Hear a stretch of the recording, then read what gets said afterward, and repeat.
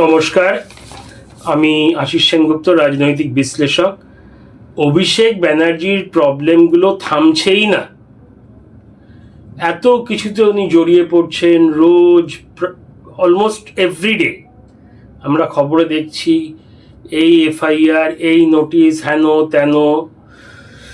তো আবার হাইকোর্টে অভিষেক ব্যানার্জি একটা আবেদন করেছেন, কেস করেছেন। ওনার ভয়েস টেস্ট বা কণ্ঠস্বরের নমুনা চেয়ে পাঠিয়েছে সিআইডি।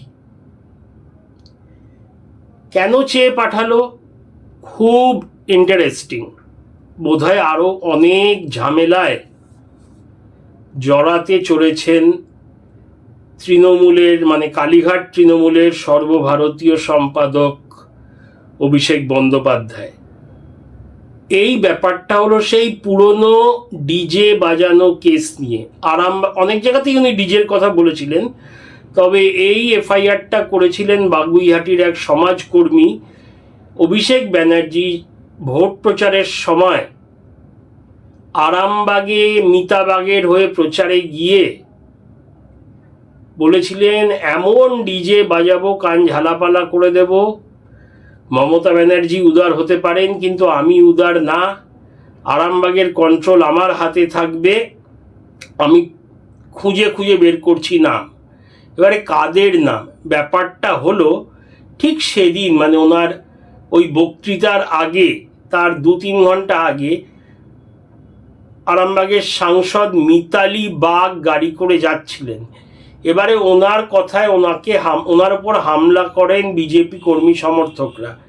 যদিও বিজেপি অস্বীকার করেছে এবং পুলিশ, যেই পুলিশ মমতা ব্যানার্জির পুলিশ ছিল তৎকালীন, তারাও গোষ্ঠীদ্বন্দ্ব হিসাবেই ভেবেছিল।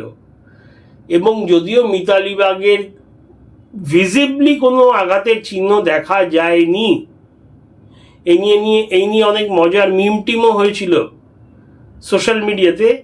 তবে উনি হাসপাতালে ভর্তি হয়েছিলেন, বলেছিলেন উনি আহত, ইত্যাদি ইত্যাদি। অভিষেক ব্যানার্জি ডাক্তারদের কস্টিউম পরে হাসপাতালেও গেছিলেন।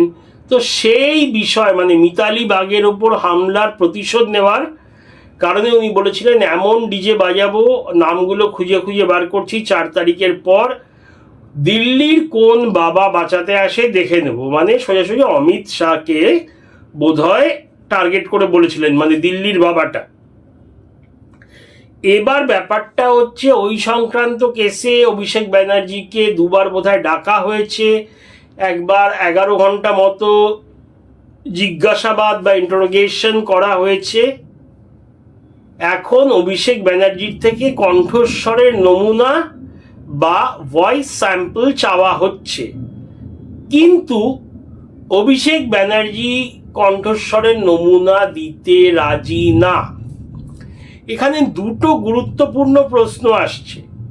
প্রথমটা হলো, উনি কেন দিতে রাজি না? অভিষেকের বক্তব্য হলো, উনি অস্বীকার করেননি যে ওই বক্তৃতাটা ওনার, ওই কণ্ঠস্বর ওনার। তাহলে আলাদা করে কেন ভয়েস স্যাম্পল চাই? এটাও ঠিক, যখন স্বীকার করছে তাহলে সিআইডির কেন চাই? এখানেই একটা গুরুত্বপূর্ণ প্রশ্ন আসছে। সিআইডি কি খুব আঁটো সাঁটো করে কেসটা বানাচ্ছে যাতে কোনো ফাঁক ফোকর না থাকে, অভিষেক ব্যানার্জিকে গ্রেফতার করা যায়? বস্তুত অভিষেক ব্যানার্জি কিন্তু হাইকোর্টের থেকে রক্ষা কবচ নিয়ে রেখেছেন। হাইকোর্ট বলেছে, যখনই সিআইডি ডাকবে আপনাকে যেতে হবে, তদন্তে পুরোপুরি সহযোগিতা করতে হবে, বিদেশ যাওয়া চলবে না কোর্টের অনুমতি ছাড়া। এরকম কতগুলো কন্ডিশন, শর্ত দিয়েছেন। তা সিআইডি কি টাইট করে কেসটা বানাতে চাইছে, যাতে এবার সিআইডি আদালতে গিয়ে আবেদন করতে পারে যে আমরা গ্রেফতার করতে চাই ইনভেস্টিগেশন বা অনুসন্ধানের জন্যে? আর অভিষেক ব্যানার্জি যখন নিজেই মানছেন যে ওনার ভয়েস স্যাম্পল, ওটা ওনার কণ্ঠস্বর, তাহলে এই ছোট্ট বিষয় নিয়ে আদালতে যাওয়ার কি আছে? এটা তো একটা ছোট্ট একটা সময়ের ব্যাপার, 20 মিনিটও লাগবে না। মানে আপনার ভয়েস, একটা কিছু 1 মিনিট বা 2 মিনিট বা খুব বেশি হলে 5 মিনিট কথা বলতে বলবে সিআইডি কোনো রেকর্ডিং ডিভাইসে, রেকর্ড করবে, ব্যাস রেখে দেবে। কতক্ষণের ব্যাপার, ধরে নিলাম খুব বেশি হলে 15 মিনিট, এমনিতে 1-2 মিনিটের, 15 মিনিট ধরে নিলাম। তাহলে এইটা দিতে অসুবিধা কোথায়? আর ভবানী ভবন মানে সিআইডির দপ্তর ওনার বাড়ি থেকে 4-5 মিনিট, এমন না অনেক দূরে যেতে হবে।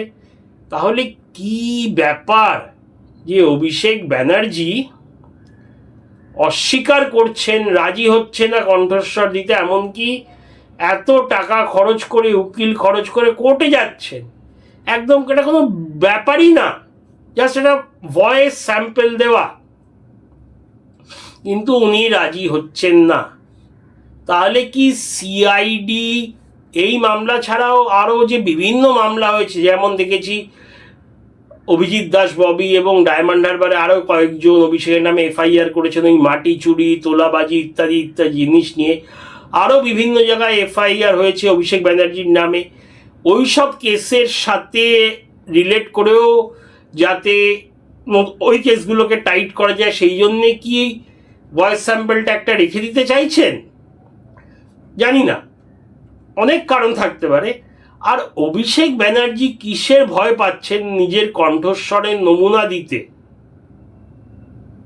যে উনি আদালতে গেলেন যে দিতে দিতে আমি রাজি না, এদিকে আদালত কিন্তু আগেই বলে দিয়েছেন যে যা সিআইডি বলবে তদন্তে সহযোগিতা করতে আপনাকে করতে হবে। এটা কিন্তু সোজাসুজি অসহযোগিতা করছেন উনি, কারণ সিআইডি একটা জিনিস দাবি করছে, উনি দিতে রাজি না। এমন কিছু না যে প্রাইভেট কিছু চাইছে বা অন্য কেউ জড়িত আছে তার কোনো প্রাইভেট ব্যক্তিগত কিছু চাইছে, শুধু ওনার কণ্ঠস্বরের নমুনা চাইছে। এটা কেমনভাবে একটি অনুসন্ধানকারী সংস্থা অনুসন্ধান করবে? তাদের কি চাই, ভয়েস চাই না ফিঙ্গারপ্রিন্ট চাই, এটা তো পুরোপুরি তাদের ওপর। তাহলে এই একটা ছোট্ট ব্যাপারে কেন অনীহা দেখাচ্ছেন অভিষেক ব্যানার্জি? তবে হাইকোর্টের মহামান্য জাজ জাস্টিস কৌশিক চন্দ্র অনুমতি দিয়েছেন এই মামলাটা করতে অভিষেক বাবুকে, এবং আগামী সোমবার মানে 4 দিন পর মামলাটা হাইকোর্টে উঠবে।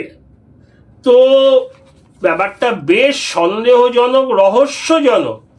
একটা ছোট ভয়েস স্যাম্পল বা কণ্ঠস্বরের নমুনা দিতে রাজি কেন হচ্ছেন না অভিষেক ব্যানার্জি? দেখা যাক সামনের দিনে কি কি হয়। আর এর মধ্যেই উনি বিদেশ যাওয়ার একটা প্ল্যান করেছিলেন, বলেছিলেন চোখ দেখাতে যাব। হাইকোর্ট বোধহয় বলেছেন, হাইকোর্ট অনুমতি দেননি, ওনারা বোধহয় বলেছেন যে ভারতেই বিভিন্ন ভালো জায়গা আছে, এই কারণের জন্য বিদেশে যেতে হবে না। তাহলে অনেকে বলছেন উনি বিদেশে পালিয়ে যেতে চান, আবার এদিকে কণ্ঠস্বরের নমুনা দিতে চাইছেন না। রহস্য কিন্তু ঘনীভূত হচ্ছে। জানাবেন আপনাদের মতামত। আপাতত এতটাই। জয় হিন্দ।